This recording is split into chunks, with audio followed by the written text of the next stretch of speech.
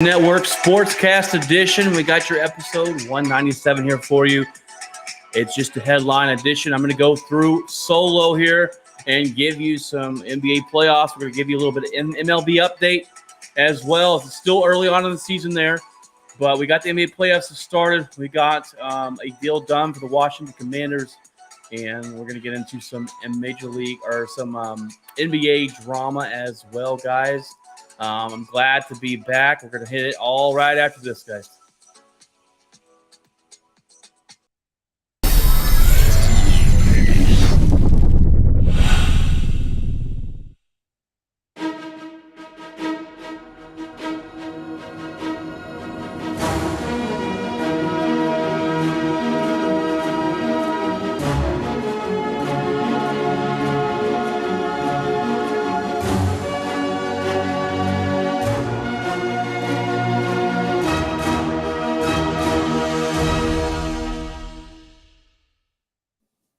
All right, guys, welcome in. It's good to be back. I've missed the last couple Fridays, and I get it. Today is a Saturday, but I'm going to jump on and give a solo episode here, and then we'll have another episode coming out later tonight as well, hopefully with Craig. So,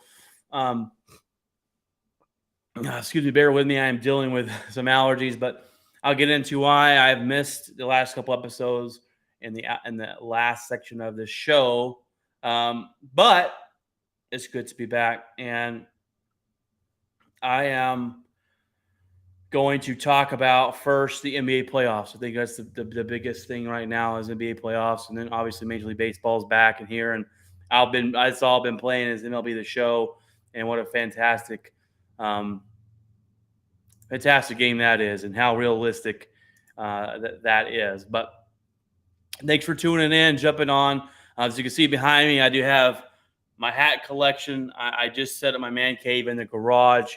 I got my awesome table here, my new ring light that changes all sorts of different colors. I got a couch, a TV. I got this awesome LG speaker over here. So I got my man cave set up now. I just need an AC because it's a little warm out here, but I'm going to go check that out in a little bit. All right, guys, let's jump into the NBA playoffs. And I'm not going to lie to you guys. I haven't been as tuned into the NBA this season as I should have. The Mavericks have been. It's been a bit sad story for the Dallas Mavericks. We'll get into that in a little bit here. But the NBA play-in games are over. We know the breakdowns of the playoffs. So the Eastern Conference is going to start there. You got the Bucks as the number one seed.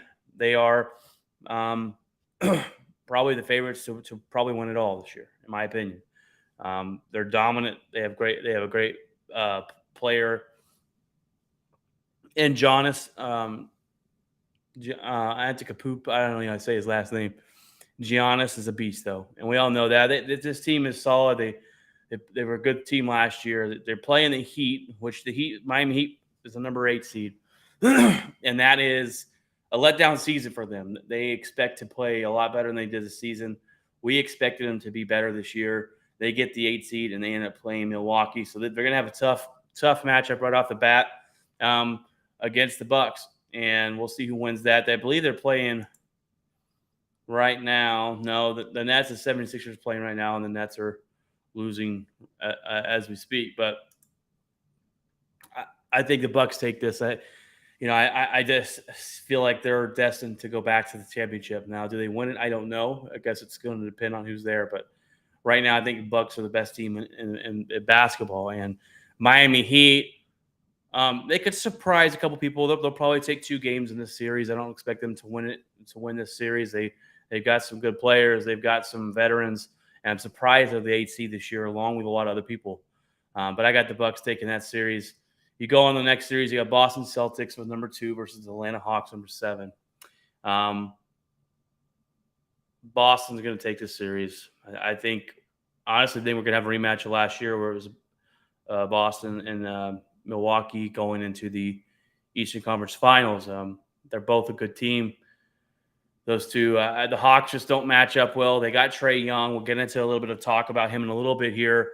But the Hawks just haven't put it together, and I just don't see them going far. This is the Eastern Conference where the top 2 or 3 teams are really strong, and everyone else is kind of okay. Um, they've gotten a little stronger the Eastern Conference has gotten stronger than the last time we talked about it, or the last time over the last couple of years than we thought. Right, the Eastern Conference used to be two teams, and that was it, and the Western Conference is kind of wide open, and the Eastern Conference had some strong teams in it last couple seasons, but they've gotten better. But it's really Milwaukee and Boston. And then you got the 76ers there as well. There's the number 3 seed. They're playing the Brooklyn Nets, who are in the playoffs. They're the 6th seed after trading away their superstars and all that drama. They're still in the playoffs. So kudos to them to get rid of the cancer and Kyrie Irving and Kevin Durant drama there and still made the playoffs. 6th seed. I see them beating the 76ers. I don't. 76ers and Joel Embiid has been an absolute beast this year. Should be, up for the MVP. We'll see if he wins it or not. But the 76ers have got to put it together, right? They're the team that have always been, for the last 5-6 seasons, they've always had talent. They've always been up there in the East, top 3, top 5 in the East, and they never put it together when the playoffs come. And we've got to see that this season for them. I want to see them go to the Eastern Conference Finals. We've got to see it. Will he see it? I'm not sure. But it's time for Joel Embiid to take this team on his back and put this team further into the playoffs and actually make a run for us to take the 76ers for real, because they have let us down in the playoffs. They remind me of my Green Bay Packers. Play really good during the regular season and a lot of letdowns in the playoffs. But we'll see if they get the job done against Brooklyn, which I expect they will. You got the New York Knicks at 5 and Cleveland Cavaliers at 4. This will probably be one of the best playoff series we got. The Knicks are tough. They play well. Brunson over there leading the charge after leaving Dallas in the offseason. You got the Cleveland Cavaliers, who were number 1 at one point in the Eastern Conference, who's kind of taken over and surprised a lot of people this season. This should be 7 games. I've got the Knicks in this one, but it'll be a toss-up, I think, as far as these two teams go and play. They'll be really interesting to see this series. Let's see. We go down here to the Western Conference. You got Denver Nuggets, who lead the Western Conference. They're a team that's usually been top 3 in the Western Conference, top 4, 1 or 2, or 3 or 2 or 3 or 4. But they took over that 1 seed this year, and we're going to see if they can go deep in the playoffs. We're going to see if they can hang in there and stay healthy. This team has always dealt with a lot of injuries, but Joker's got to put him on his back, and they got the Timberwolves number 8. The Nuggets will take this series, and Timberwolves are dealing with a lot of stuff there. I just don't see the Timberwolves pulling this one out. You got Memphis number 2 versus the Lakers at 7. I would love for Memphis to win the series. It's a good possibility they might. I think this is more of a coin flip. The Lakers have kind of been on a stretch to be as far as they were out of the playoffs at one point, to jumping in to the playoffs and being able to compete there. I was hoping they would miss it, but they didn't. Anthony Davis has actually played really well and stayed healthy on the court for them. And LeBron James has dealt with a lot of injuries this year, and they're still here in the playoffs. So that's good for the Lakers. I wish Ja Morant had his stuff together, because I would feel better about them winning if he did. But I'm still going to go Memphis here, but I will not count the Lakers out in the series. Then you got the Sacramento Kings versus the Warriors. The Kings have been a surprise of the NBA season. They're the number 3 seed in the Western Conference. They haven't made the playoffs and been there in a long, long time. And the Warriors have been a disappointment this year. They come off of winning the championship last year into the number 6 seed here. And I think a lot of people are kind of put them on the back burner. But I think they probably beat the Kings. They have the experience. They got the players to do it, and I've never count out the Warriors with the players they got. Now that might be broken up after the offseason with all these rumors floating around about guys leaving and Draymond Green and stuff like that. But right now, I'm not counting the Warriors out. I think the Warriors win the series and beat the Sacramento Kings. The Kings have made a great run. They have had a good season. I just think it falls a little short here. Against a more veteran coach, a veteran team that knows how to win these playoff games. Then you got Phoenix number 4 versus the Clippers at number 5. And the Clippers have been a disappointing team ever since they made those blockbuster trades to get Kawhi Leonard and Paul George. They've been disappointing. They haven't put it together. I think they blow it up after the end of the season if they don't have successful run in the playoffs. I just don't see it. I just don't see it with them. Like Kawhi Leonard doesn't play enough games. I'm not sure what's going on there, but it didn't work out. The Phoenix Suns win this series, in my opinion. Kevin Durant, Devin Booker. I think just the experience of them and Kevin Durant will get past the Clippers. You know, Kawhi Leonard's got to play. And I just don't know. That's the biggest thing for him. The biggest thing with him is he doesn't play a lot of basketball. And I think it's been a shock to them as far as how much basketball he misses, just sitting out games. But I don't know. It's been an abysmal get for them, I think, in my opinion. I mean, they made the playoffs, but they have not been successful as far as what you would think. Getting those two kind of guys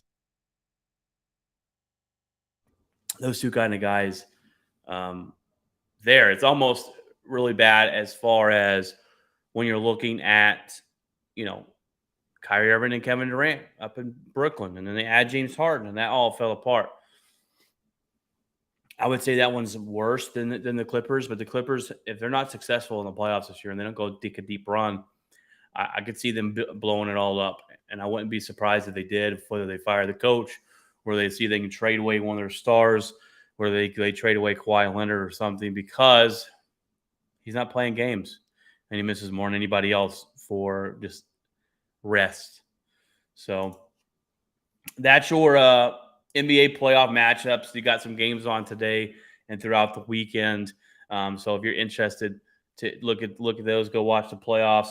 I'm interested to see who will be there at the end. I'm probably going to go Milwaukee and Denver would probably be my guess, but we'll have to see. All right, guys, that was your NBA playoffs. I saw something interesting the other day. It popped up and said that Trae Young and the Hawks are interested in trading Trae Young, which I was kind of took me off guard here of what else. I mean, what else are they going to do? What else? I mean, why are they trying to trade away their stars? Where I'm getting, why are they trying to trade away their one player that is been really good for them? Does he not play well with others? Do they not like him in the franchise anymore? What is going on? I don't know. That's just, it's shocking to me that they would want to trade him. I don't understand trading away your star. I just don't get it. I mean, you would get quite a bit back for Trae Young. Maybe they feel like he's not the guy. I just don't know. Blowing it up this early is kind of a little shocking to me. Probably shocking for Atlanta Hawk fans. But we'll see what they can get back for him. If they do trade him, maybe they don't think he plays well with other players and they can put a team around him to succeed. I'm not sure. But it's kind of crazy that they're already looking at moving on from Trae Young, in my opinion. You got the Mavs. We could be dealing with the same situation. The Mavs derailed the season, and my question is, who's to blame? Who is to blame for the Mavs' abysmal season? And I put a little short out there the other night on TikTok and YouTube about the derailment of the Dallas Mavericks. And my new little um, light here, I had, where'd it go? I had the alarm sounding. I had the red alarm going off. There it is. Sound the alarms in Dallas. Whose fault is it? Um, whose fault is it? Is it Mark Cuban's fault for not putting a good enough team around Luka? Is it Jason Kidd's fault for not playing their third best scorer and refusing to play him as many minutes as he can? Is it Luka Doncic? Now, I'm not going to blame Luka, not at all. He's our best player, and he does a lot for this team. Um, but Luka's frustrated, guys, and you can see it. You can see it. He came out this season and said it. I'm frustrated. The game has not been fun this year. It's not been fun at all, and that really scares you if you're a Dallas Mavericks fan, and it scares me. Being a Dallas Mavericks fan, look, I'm not a Mark Cuban fan at all. I think a lot of the blame is on him and being not putting enough talent around him and paying guys terrible contracts.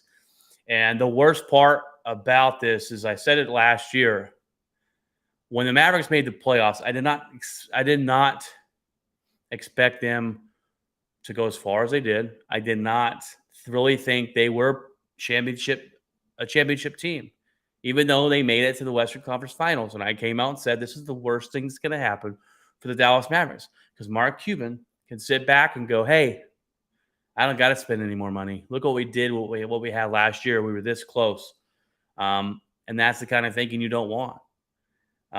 Him and Jerry Jones are quite a bit alike in that, in my opinion, that, hey, look what we did last year. We don't need to go out and make these splash trades. We don't need to spend a bunch of money, and we can still have winning seasons and be successful.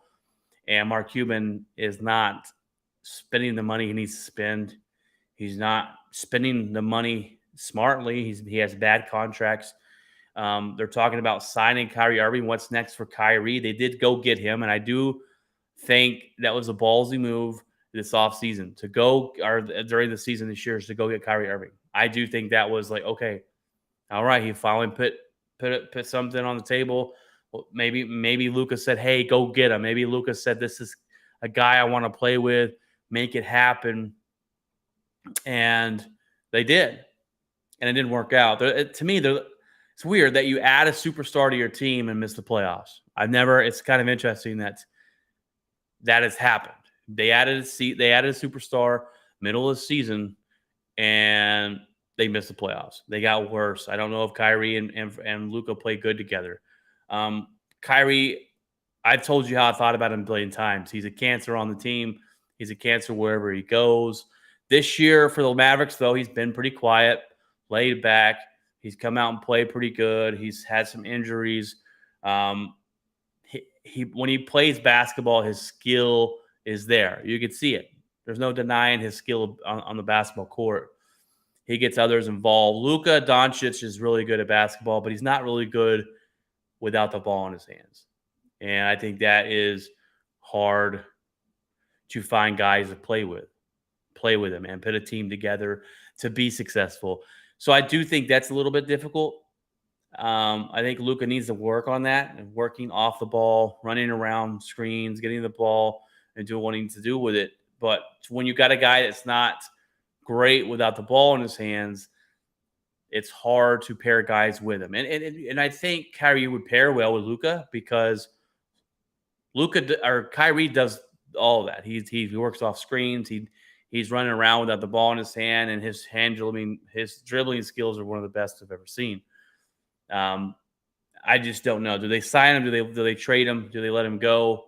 What's going to happen with him? I'm not trade him, but do they let him go? If they do let him go, it will free up just about a full cap spot where they can go out and get somebody big. But I just don't know what Luka's thinking, because obviously Luka's going to have say-so in what happens. And I think Jason Kidd has clearly ran out of his welcome. I think he's lost the team, in my opinion. And I'm not just saying this because of the losing season. There's been a lot of questions in this season. There's been a lot of questions of does he know what he's doing? Why is he not playing Christian Wood? He's our third best scorer. Well, he doesn't play defense. Well, no one plays defense. No one plays defense in the NBA anymore. So don't tell me it's not because he's not a locked down defender. He's our third best scorer.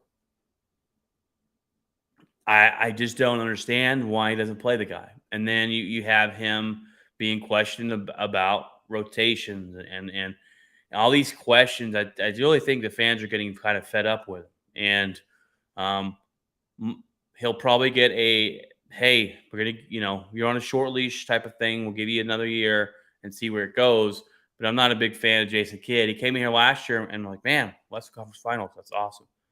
But this year, he looked like he's been completely looks like he's lost. Doesn't know who to play with who and what roster and rotations and all the question marks we've had about the Dallas Mavericks this season.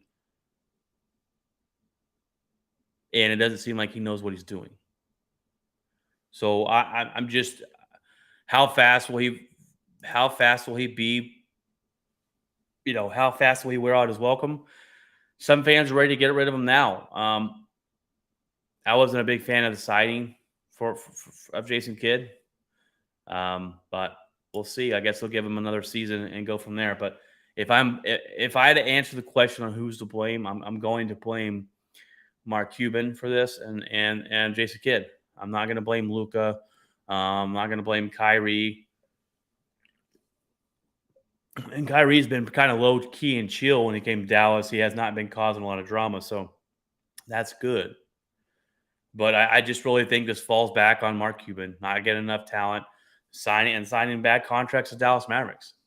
That's just what it comes down to. Simple as that. But we'll keep an eye out.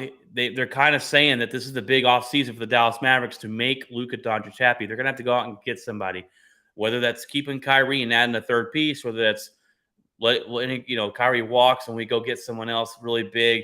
But something's got to happen because right now, this ain't good enough. And it's also a really bad look when you get fined $75,000 because you set out your players in a must-win basketball game to make the playoffs. I think that is absolutely ridiculous. It's you quit on this season. You had a chance to win a game and fight your way into the playoff to play in games, and you set out your starters. It's a bad look, whether that be Mark Cuban's deal or Jason Kidd. It's a bad look on all of them, and it's really a shameful and disappointing way to end the season. So there's a lot of question marks on going into next year, and when you end a season with a lot more question marks than you came into the season with, then you're going to have a lot of concerned fans and concerned people. I want to apologize if you hear that noise. My water softener system is making some noise over here, but I guess that's the downfall of putting your man cave podcast room in your garage. But all right, guys. Well, Daniel Snyder is being forced to sell his team. We know this, and it finally looks like it's going to happen as Daniel Snyder in the sells the Commanders for about $6 billion to a group that includes Magic Johnson and the 76 owner. So they're finally selling the team. Magic Johnson, man, he's part owner of the Dodgers. Now he's going to be part owner of the Washington Commanders, and maybe they'll turn this team around. But it's about time we get Daniel Snyder, a guy like him, out of the NFL, a guy that is just a piece of crap, honestly. All the stuff that he's been accused of and the sexual harassment stuff and how bad he's performed team-wise there and how bad he has just butchered every situation PR-wise that you could think of for the Commanders. It's about time that they sell this. They make him sell his team, and it looks like it's a done deal.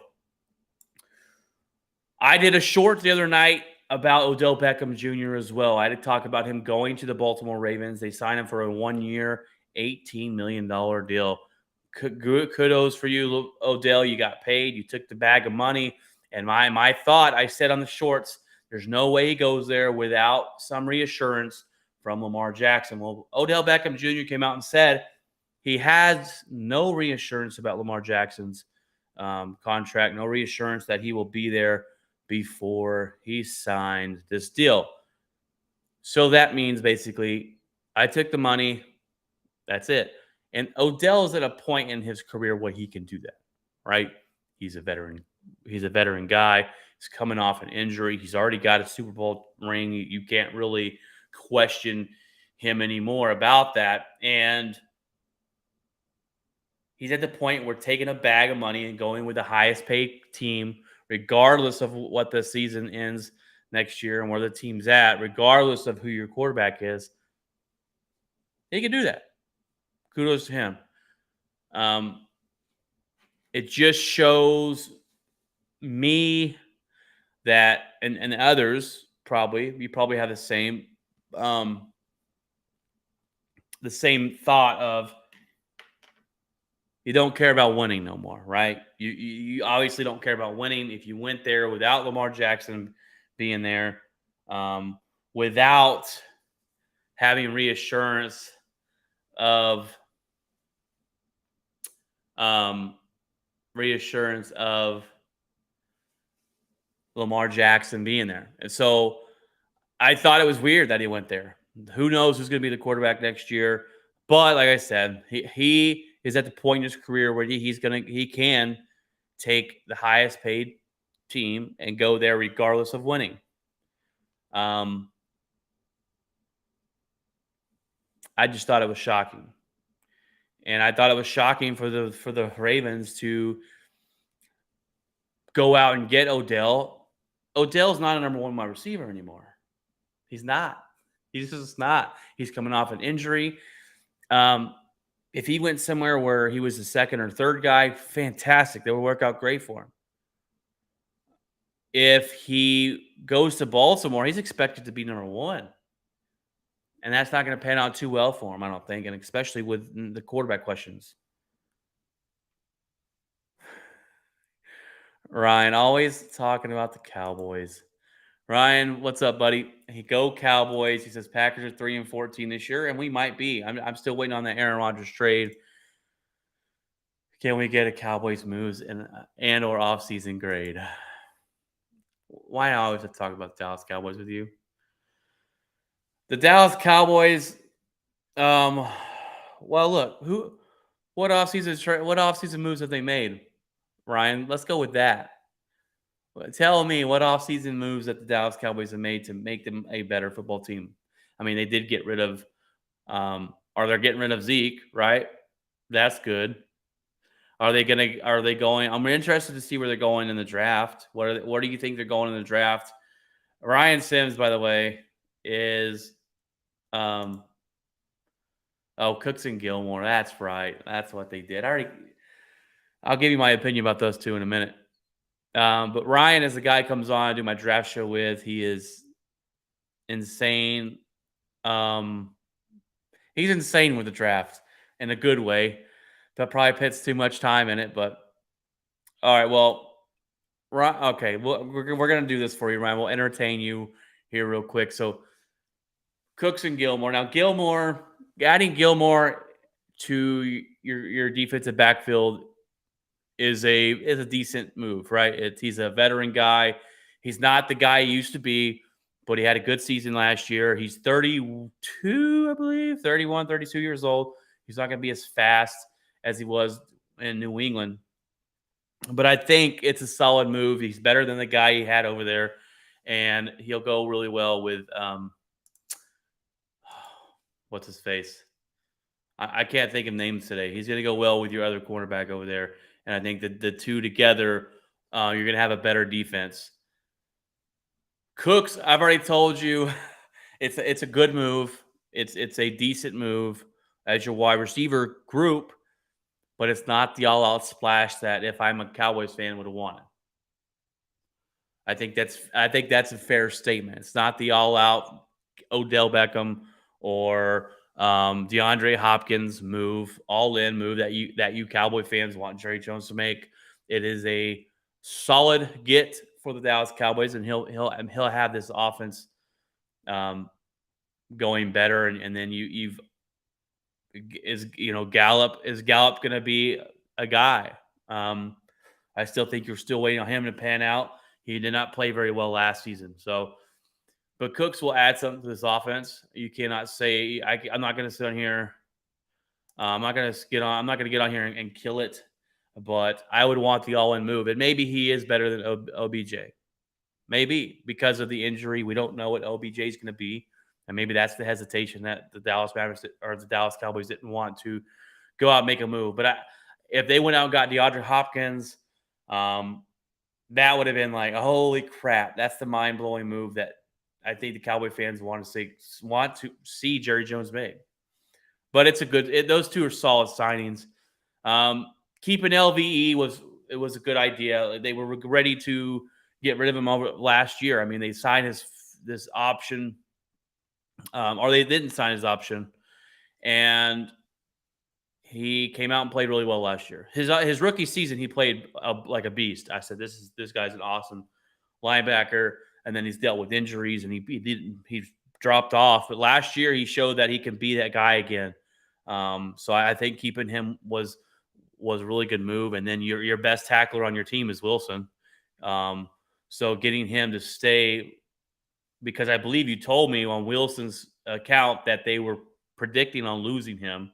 So getting your best tackler is always a good thing to bring back. And I like the moves that Dallas Cowboys have made so far this season. They've been smart, and they've really filled in some gaps and some holes that the team has dealt with last year. And I'm really interested to see what you do in the draft. Are you going to draft the running back from Texas, Dejon? I'm interested to see if you do that. If you do that and add him to this offense, I think you get better. But I think the biggest question mark is still Dak Prescott, and it's going to be your head coach in McCarthy. And now that he's calling the plays, what are we going to see from him? And he wants to run the ball more. And so we'll see where this offense goes from there. And Dan Quinn still runs this defense, so the defense should still be pretty good. You probably win your division next year, if I had to guess, unless I think the Eagles take a drop back. I don't think they're the team that everyone thought they were this year. Like, I don't think they're going to be consistently with that. I'm interested to see if Jalen Hurts, though, takes another step too. But so far, your Dallas Cowboys have had a pretty good offseason, Ryan. So you got me on record telling you good job so far. Look forward to our show with Ryan, and when the draft gets closer, we're going to do a couple of shows. Ryan will come on here and give us his 50 board or 40 board or whatever it is, top 50 players. And he's pretty right. He's pretty good at projecting where these guys are going to go. He told me who Green Bay was drafting this last year, and so I was impressed. I was definitely impressed. I just saw news that Budda Baker has asked for a trade from the Arizona Cardinals. Their safety is wanting out, and that's pretty interesting because this team has been bad news bears. I mean, this team, you get Cliff Kingsbury, who everyone thought was a weird signing. The guy didn't perform in college football, and then you give him an NFL job. And what we told you last year or the year before last, they were overrated. They went like, 7-0, 8-0, and then the Green Bay Packers knocked them off their pedestal, and they kind of fell off from there. And you have the back and forth drama with the quarterback and the organization and the open public just making fun of their quarterback. He doesn't play. He doesn't study enough, and we're going to put this in the clause where he has to study, and he plays too much Call of Duty, and he's too small. All this stuff. They had this big drag out beef with each other. Then they signed the guy, which I was like, why are you signing this guy if you think these things about him? Why are you signing him? And now this, and then you go and sign a coach who you said you're going to give Kyle Murray some some control on who the new coach is going to be. But then you go sign this guy from the Eagles, the defensive coordinator from the Eagles, and is I'm not sure that has Kyle Murray's name on it. I don't think Kyle Murray signed up for that, but it's a lot of interest. There's a lot of drama on this team, and this just adds to it. And I think Buda Baker sees his team falling apart. Maybe he's not getting along with the new head coach. I don't know, but he's asking out already, and that's not a good sign for the Arizona Cardinals, if you ask me. If there's any Arizona Cardinal fans out there listening to this, please comment. Let me know what you think, because I think your team has been on such a up and down trajectory of getting a quarterback who most thought was going to be really good. I'm not big on Kyle Murray, never have been. He shows flashes in the pans. He's not consistent enough, but maybe you like him. You get Cliff Kingsbury. They have a couple good years, and then it's been basically a downhill stretch from there. You get injuries. And Kyle Murray's going to miss the first half of the season this year, maybe. And then your star wide receiver is suspended for PEDs, and you make JJ Watt stop loving football and retires. And it's been a lot of downs right now for the Arizona Cardinals. And rumor was that no one wanted to coach that quarterback. So a lot of drama there in Arizona. Well, we're going to switch it over to MLB right now, okay? Because that's as far as I get with the NFL news right now to come in. I could go on and talk about Aaron Rodgers crap, but that's gotten nowhere. So I'm not going to – I'll leave that for a later date. Let's go ahead and give you an MLB update. And I've been playing MLB The Show. I went out and bought it day one, and it's an absolute fantastic baseball game. Tampa Bay's been tearing it up, 13-1. They lost their first game of the season the other night, and they've been tearing it up. This team, so far so good. A hot start is always great, and you seem to see these teams really kind of just they'll start off hot, and then it'll catch up to them, and they'll kind of level back out. And we all know baseball is a marathon. It's not a quick race. It's a long race. It's a long race to 162 games. Texas Rangers are 8-5, leading the division right now. I'm not jumping for joy yet. We got a long way to go, but they're 8-5. You got Minnesota Twins 10-4, leading the Central there. Houston 6-8, not a great start for them. Atlanta looks really good right now, 10-4. Arizona leading the West as the Dodgers are 7-7, and Arizona's 8-6. So we'll see these standings kind of pan out before the end of the season. The Yankees haven't had a great start to the season, 8-6. They're 2 games above 500. Right now, really, it's Tampa Bay and Minnesota and the Braves and the Milwaukee Brewers coming out of nowhere that really have way more wins than they do losses.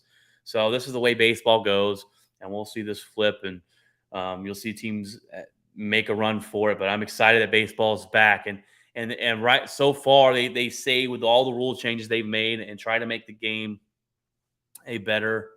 Rangers winning it all, Ryan. I hope so, buddy. I hope so. We deserve one. We deserve one, definitely. We need to go to a game, Ryan. That's what we need to do. We need to get together, and we need to go to the new stadium. I haven't been to the new stadium yet. I'm kind of ashamed that I haven't been there yet, but we need to go. Baseball's a long, long stretch, but when you look at don't bring up 2011, Ryan. That's a year that that's a year that Ranger fans want to forget. I get a tear in my eye every time I think about that year for the Texas Rangers. But if Nelson Cruz caught a ball,